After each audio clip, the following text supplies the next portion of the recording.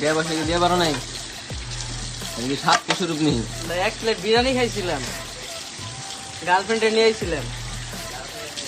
পরে গার্লফ্রেন্ডের কাছে টাকা ছিল, কইছিল আজকে ট্রিট দিবার নিয়ে আইব। পরে আইছে, পরে আমার বন্ধু শয়তানি কইরা আমার মোবাইল আমার এক্স গার্লফ্রেন্ডের ছবি দিয়ে দিচ্ছে একবারে। পরে এই ছবি আমার গার্লফ্রেন্ডের দেখে টাকা পয়সা সব নিয়ে গেছে। আমি তো হোটেল আমার ছাড়ে না, মানে একবারে ছাড়ে না।